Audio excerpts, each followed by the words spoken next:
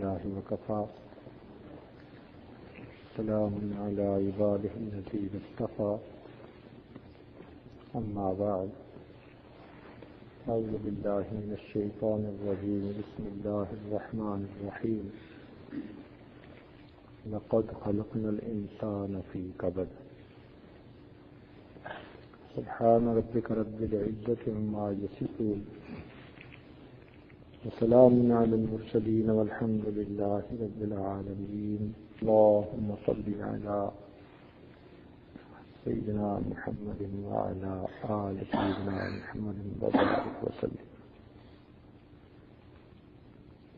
لقد خلقنا الانسان فی کبد تحقیق ہم نے انسان کو مشقت کے لیے پیدا کیا، محنت کے لیے پیدا کیا۔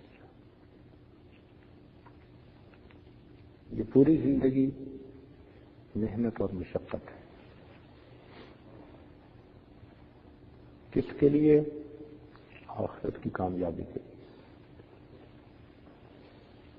دنیا دار العمل ہے، آخرت دار الجزا ہے۔ دنیا دار الغرور ہے، آخرت دار السرور ہے۔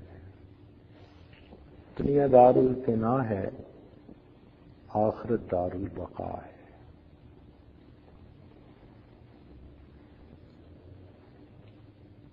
دنیا مٹی اور گارے سے بنی اور فنا ہونے والی ہے، جنت سونے اور چاندی سے بنی اور ہمیشہ باقی رہنے والی ہے۔ جس انسان کو دنیا کی حقیقت کا پتہ چلا وہ دنیا سے نفرت کیے بغیر رہ نہیں سکتا، اور جس انسان کو اللہ رب العزت کی عظمتوں کی معرفت حاصل ہوئی وہ اللہ سے محبت کیے بغیر رہ نہیں سکتا۔ تو ہم یہاں پر آرام کے لیے نہیں، کام کے لیے پیدا ہوئے ہیں۔ تو مقصد زندگی کام کام کام، بس تھوڑا آرام۔ جب انسان کام ہی کام کرتا ہے اور بدن کو راحت پہنچانے کے لیے تھوڑی دیر بس آرام کرتا ہے تو اس کے آرام کے وقت کو بھی اللہ عبادت میں شمار کر لیتے ہیں۔ اس لیے حدیث پاک میں فرمایا نوم العلماء عبادت، علماء کی نیند بھی عبادت ہوتی ہے۔ اس کی وجہ کیا ہے کہ فرض کرو ایک کارپینٹر آپ کے ہاں کام کر رہا ہے، اب کام کرنے کے دوران اس کی جو مشین تھی اس کی بیٹری ڈسچارج ہو گئی اور اس نے اس کو چارجنگ پہ لگا دیا۔ اب جب تک اس نے چارجنگ پہ اس کو لگایا تو وہ کام تو نہیں کر پا رہا، آدھا گھنٹہ صحیح، ایک گھنٹہ صحیح، یا اس دوران اس کو بھوک لگی دوپہر کے وقت اور اس نے کھانا کھانا ہے، تو دنیا کا کوئی بھی آدمی اس کی مزدوری میں سے ایک گھنٹے کا وقت کم نہیں کرتا۔ اس کی مزدوری 8 گھنٹے ہی شمار ہوتی ہے، حالانکہ اس ایک گھنٹے میں اس نے کھانا بھی کھایا تھا، ضرورت سے بھی فارغ ہوا، پانی بھی پیا، آرام بھی کیا، لیکن سب لوگ کہیں گے جی یہ تو ضرورت تھی۔ تو جس طرح دنیا میں مزدور کی ضرورت کے وقت کو بھی اس کے اجرت کے وقت میں شامل کیا جاتا ہے، اللہ رب العزت نے علماء کی نیند کے وقت کو بھی ان کے عمل کے وقت میں شامل فرما لیا۔ فرمایا عبادت، کام کرتے کرتے یہ تھک گئے ہیں، جسم کی بیٹری ڈاؤن ہو گئی ہے، اب یہ تھوڑی دیر آرام کریں گے نا تو یہ ریچارج ہو جائیں گے، پھر کام کریں گے۔ تو مومن کام کرتا ہے اور اگر کسی وقت آرام بھی کرے تو آرام پر بھی اللہ کام کا اجر عطا کر دیتے ہیں۔ خوش نصیب ہیں وہ لوگ کہ جن کی نیند پر بھی ان کو عبادت کا اجر ملتا ہے۔ تو زندگی کام کے لیے ملی، ہم سب کے سب اس محنت میں لگے ہوئے ہیں کہ ہم اپنے رب کو راضی کر لیں۔ ان قریب یہ زندگی ختم ہو جائے گی،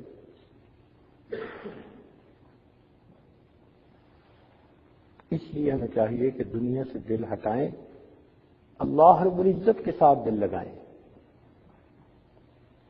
خواجہ فرید الدین عطار رحمۃ اللہ علیہ ایک بزرگ گزرے ہیں جنہوں نے تذکرۃ الاولیاء کتاب لکھی. نوجوانی میں یہ عطر بیچتے تھے، عطار تھے، اور عطر کی شیشیں ہوتی ہیں، خوشبوئیں پڑی ہوتی ہیں. ان کی توبہ کا واقعہ عجیب ہے. ایک آدمی ان کے ہاں داخل ہوا اور ان کی شیشیوں کو بڑے حیران ہو کر دیکھنے لگا، بڑے غور سے. پہلے تو یہ سمجھے کہ شاید کوئی خریدنے والا ہے، لیکن پھر انہوں نے محسوس کیا کہ یہ تو ویسے ہی دیکھ رہا ہے. تو ان پوچھا بابا جی کیا دیکھتے ہو؟ تو وہ کہنے لگا کہ میں یہ دیکھتا ہوں کہ تیری جان اتنی شیشیوں میں اٹکی ہوئی ہے، یہ کیسے نکلے گی؟ اور جب اس نے یہ بات کی نا کہ تیری جان اتنی شیشیوں میں اٹکی ہوئی ہے، یہ کیسے نکلے گی، تو جوان سے غصہ آیا طبیعت میں. کہنے لگے جیسے آپ کی نکلے گی ویسے میری نکلے گی. اس نے کہا کہ بیٹا میری تو ایسے نکلے گی. چادر اس کے پاس تھی، وہی سویا، کہتے لا الہ الا اللہ، اور لیٹا اور واقعی فوت ہو گیا. کہتے پھر میری تو ایسے نکلے گی. اللہ اکبر، مرتے مرتے دوسرے کی ہدایت کا سبب بن گیا. جب انہوں نے دیکھا کہ اللہ کا بندہ فوت ہو گیا تو دل پہ چوٹ لگی کہ واقعی جو محنت کرتے ہیں ان کے لیے پھر دنیا سے جانا کوئی مشکل نہیں ہوتا، اور ہم تو جھنجھٹوں میں پھنسے ہوئے ہیں، ہمارا کیا بنے گا؟ تب انہوں نے سچی توبہ کی، یہ نیک بنے، حتیٰ کہ پھر انہوں نے تذکرۃ الاولیاء کتاب لکھی.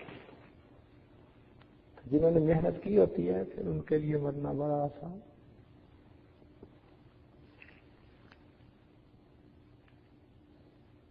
سبحان اللہ.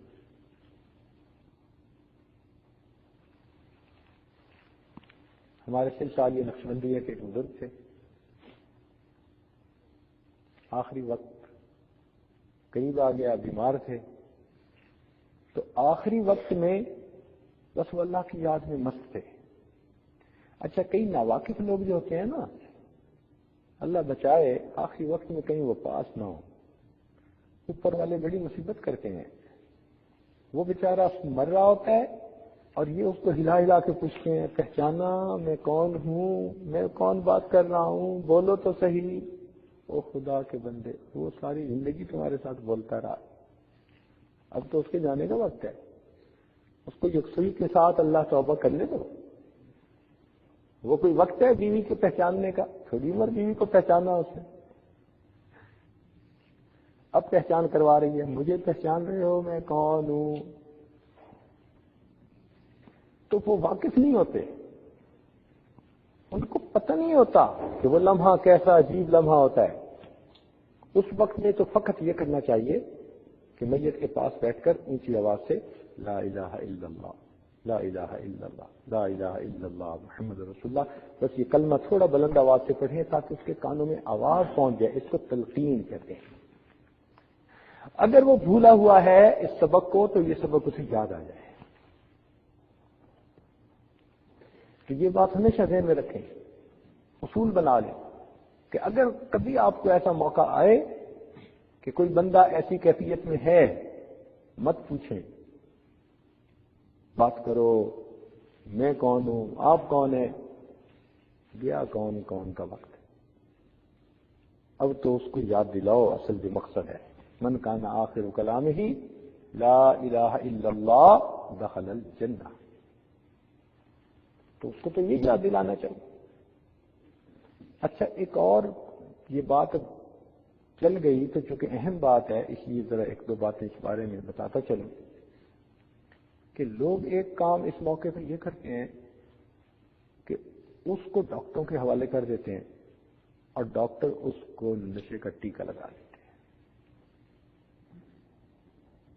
یہ بہت خطرے کی بات ہے، بہت خطرے کی بات ہے. بیچارے کو کلمہ ہی نصیب نہیں ہوتا، اسی بے ہوشی میں ہی مر جاتا ہے. ہماری زندگی مسلمان کی زندگی ہے، کافر کی زندگی اور ہوتی ہے. جب محسوس ہو جائے کہ اس کی بیماری خطرناک ہے، فیٹل سائن آ چکے ہیں، ہے مہمان، ڈاکٹروں کے حوالے مت کرو. ڈاکٹر کتنا بچا لیں گے اس کو؟ 1 گھنٹہ بچ جائے گا، دوائیوں سے 2 دن بچ جائے گا، مرنا تو ہے ہی نہیں اس میں. تو ایسے موقع پہ اپنے میت کو کبھی ڈاکٹروں کے حوالے مت کیجیے. اس کو کہہ دیجیے کہ آپ نے بے ہوشی کا ٹیکہ نہیں لگانا. وہ کہے جی کہ انجینس فیل کر رہا ہے، کہو جو مرضی کرے، ہم مسلمان ہیں. اس وقت میں ہمارا ہوش میں ہونا ضروری ہے تاکہ وہ کلمہ پڑھ سکے. اس کو نشے کا ٹیکہ نہ دینے میں بالکل. ڈاکٹر حضرات کی اپنی نظر ہوتی ہے، یہ اچھے بھلے بندے کو کلمے سے محروم کر بیٹھتے ہیں. تو یہ بات سمجھ آ رہی ہے کہ آخری وقت میں جب محسوس کر لیں کہ اب اس بندے کا معاملہ بس آخری ہے، تو ایسے وقت میں اس کو نشے کا ٹیکہ کبھی نہ دینے دیں تاکہ اس کے ہوش برقرار رہیں. اس کے سامنے کلمہ پڑھیں اور ممکن ہے اس کو یاد آ جائے اور وہ بھی کلمہ پڑھ لے اور اس کلمے کے اوپر اللہ اس کی مغفرت فرمائے. وہ تکلیف کیا حیثیت رکھتی ہے آخرت کی تکلیفوں کے مقابلے میں. تو ایک اس بات کا خیال رکھیں. ایک تیسری غلطی عام طور پر یہ کر لیتے ہیں کہ آدمی بیمار ہوتا ہے، فرض کرو کینسر ہے، ہیپیٹائٹس سی ہے، تو کئی لوگ مریض سے چھپاتے ہیں، مریض کو پتہ نہ چلنے دے. اس سے بڑی ناانصافی اور کیا ہو سکتی ہے؟ اوپر والے لوگ ملا کے اس مریض کو پتہ نہ چلنے دے. وہ خدا کے بندو، مرنا اس نے ہے، اس کو موقع دو توبہ کرنے کا. جتنا آپ چھپائیں، مریض کا دل اسے بتا رہا ہوتا ہے کہ اب اس کا آخری وقت قریب ہے. ڈاکٹر تسلیاں دے رہے ہوتے ہیں، مریض کہہ رہا ہوتا ہے اب میں نہیں بچتا. اس کے اوپر تو گزر رہی ہوتی ہے. تو مریض کو فیلنگز تو پہلے ہی ہوتی ہیں اب میرا وقت قریب ہے. اوپر والے چھپا کے اس بیچارے کو دھوکے میں رکھتے ہیں، تسلیاں دیتے ہیں. ڈاکٹر نے کہا تم ٹھیک ہو جاؤ گے، ایک دوائی آ رہی ہے استعمال کرو گے ٹھیک ہو جاؤ گے. نہیں، ایسے وقت میں ہم نے اس کو تسلی دے دی تو یہ اس کے ساتھ بھلا نہیں کیا، اس کو ہم نے بے خبری میں رکھا. جو بھی کیفیت ہے بتا دیجیے. یہ مومن کی موت کچھ اور موت ہوتی ہے، عام دنیا دار کی موت نہیں ہے. کافر تو سن لے گا تو وہ تو پتہ نہیں اس پہ اوپر غم اور دکھ کا پہاڑ پڑے گا. لیکن مومن جب سن لے گا تو مومن کو اگر ہلکا صدمہ بھی ہوا تو وہ یہ سوچے گا میں وائنڈ اپ کر لوں جلدی، جن سے معافی مانگنی ہے بھی معاف کروا لوں. میں نے فلاں سے یہ کیا، میں نے فلاں سے یہ کیا، میں نے فلاں سے یہ کیا. ان کو بلاؤ، اس کو بلاؤ. وہ اپنا اکاؤنٹ کلیئر کر لے گا، وائنڈ اپ کر لے گا اور اللہ کے حضور جا کر سرخرو ہو جائے گا. اور اگر اس نے کوئی وصیت نصیحت کرنی ہے تو اولاد کو بلا کے اپنی وصیت بھی کر دے گا. بھائی یہ یوں کرنا، بیوی کو بتا دے گا کہ بچوں کے رشتے ایسی جگہ کرنا، فلان یوں کرنا، انتظام یہ کرنا. جو اس کے ذہن میں ہے وہ پراپرلی اس کو لوگوں کو بتا سکے گا، جس سے کہ یہ خود بھی تیاری کے ساتھ آگے جائے گا اور اللہ توبہ کرتا جائے گا. اور پیچھے والوں کو بھی پھر یہ حسرت نہیں رہے گی کہ جو اس نے بتایا کچھ نہیں. کسی کا قرض اس نے دینا ہے، کسی کی امانت اس نے دینی ہے. ہم مسلمان ہیں، ہماری موت کافر کی موت سے ڈفرینٹ موت ہوتی ہے. تو اس لیے یہ چیزیں بھی اہل اللہ کی صحبت میں بیٹھ کے سمجھ میں آتی ہیں. اگر انسان اپنی عقل سے سوچے نا تو اس کی عقل سے یہ باتیں سمجھ میں نہیں آتی. اب دیکھو ہیں کتنی سمپل سی باتیں لیکن خود اپنی عقل میں نہیں آتی. اس لیے کہ ہماری نگاہ عقل معاد کی نگاہ ہے، عقل معاش کی نگاہ ہے. اور اللہ والوں کی نگاہ وہ عقل معاد کی نگاہ ہوتی ہے. ہماری دنیاوی سوچیں، اللہ والوں کی آخرت کی سوچیں. تو خیر یہ تو ضمن باتیں آ گئیں. تو ان کا وقت ذرا قریب آ گیا اور وہ آنکھیں بند کر کے اللہ سے یکسوئی کے ساتھ ذکر کر رہے تھے. اللہ کی شان کہ ان کی بیٹی تھی کوئی 3-4 سال کی، اکلوتی. اب بیٹیاں ویسے بھی پیاری ہوتی ہیں. وہ ان کے ساتھ کھیلا کرتی تھی. اب اس دن جب اس نے ابو کو دیکھا کہ یہ چپ چپ پڑے ہیں تو وہ آئی اور ابو کے جو ہے نا پاس لیٹ گئی اور ابو کی آنکھیں کھولنے لگی. ابو آنکھیں کھولو، مجھ سے باتیں کرو. ابو یہ ایسے ہے، میں نے یوں کھیلا، میری گڑیا یہ ہے فلاں. اس نے اپنی باتیں شروع کر دی.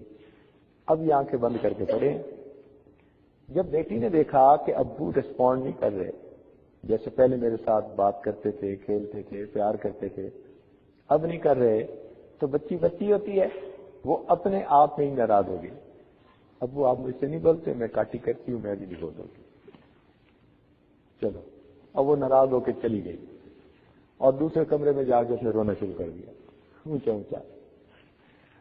اب جب اس کی ماں نے پوچھا کہ بیٹی رو کیوں رہی ہو، کہنے لگی ابو مجھ سے نہیں بولتے، میں نے ابو سے نہیں بولنا بس. تو ماں نے کہا اچھا میں اور تمہاری صبح کروا دیتی ہوں. تو ماں اٹھا کے لے آئی اس کو. بیٹی زارو قطار ہو رہی تھی، تو ماں نے اپنے شوہر سے کہا، بیوی نے، کہ آپ دیکھیں نا یہ بیٹی حفصہ رو رہی ہے، آپ سے ناراض ہے، آپ اس سے بات کیوں نہیں کر رہے، ذرا اس سے بات کر لو ذرا، حفصہ کو منا لو. تو جب اس نے کہا نا کہ آپ حفصہ کو منا لیں